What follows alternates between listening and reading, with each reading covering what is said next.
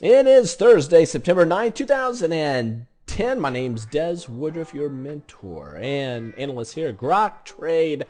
And the market did something incredible today. First, let's just take a look at things. We have the Dow up 0.27%, the S&P up 0.48, roughly 0.5%, less than that on the Nasdaq and Russells. Now remember, if I'm looking for market direction, I'm looking for Nasdaq and Russell's to lead the charge. They're actually lagging a little bit here.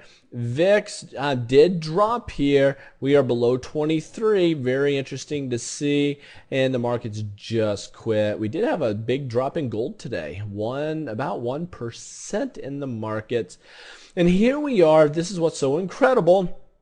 This huge monster symmetrical triangle we've been looking at here in the broad markets for so long. The moving averages condensing, coming into the middle part here. We developed this high base formation. We actually popped up. We gapped up, had a monster rally to about 1110 as our high today.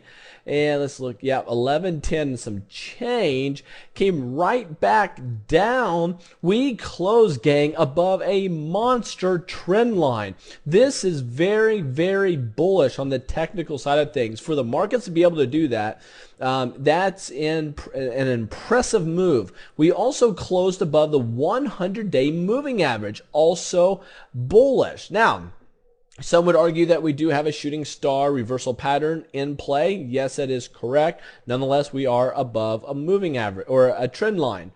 We are also above the zero line by quite a bit on the MACD histogram, which is also bullish.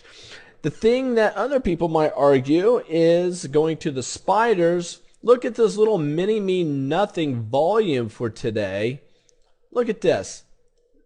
That volume on a breakout day should have been a lot more. I think people are worried about this big 200-day moving average still acting as resistance. And that is a legitimate concern. Bears live under the 200. Always remember that. Bad things happen under there. If I go over here to the Nasdaq, here's the Nasdaq. We're well below the 200 and we're still within the trend lines. So that's telling me that if the Nasdaq drops, the Nasdaq could pull the rest of the markets down with it, which would be in the face of the S&P just now breaking over a big trend line. If I go here to the Dow here, we're right at the 200. We're challenging it. We actually at one point popped up over that and now it's come back down. High base formation nonetheless at a support area.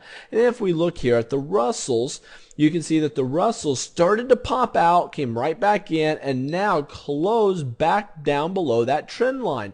We're away from the 200-day moving average. So, as far as the Nasdaq and the Russells are concerned, which can act as leading indices here in the broad markets, they are acting more bearish than what we're seeing in the S&P and the Dow right now.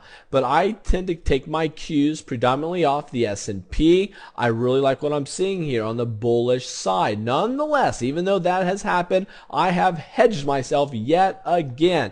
I stayed bullish, but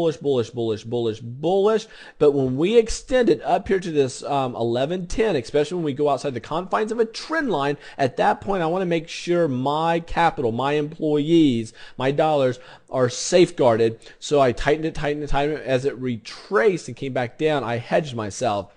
So at this moment, I am hedged, and if we continue this bullish march, we do have some key areas we have to bust through, namely that 200-day moving average. We want to be watching that very close. So that is where we're at. We had busted yet another record in the chat room today. Very cool to see the growing numbers of individuals, and I asked people how many, what their job titles were, and there's a lot of full-time traders in the group, futures and options and stocks. So it's really cool to see such a high-powered group of individuals being a part of that. Safe trading to you. Look forward to the weekend edition tomorrow. Take care and safe trading.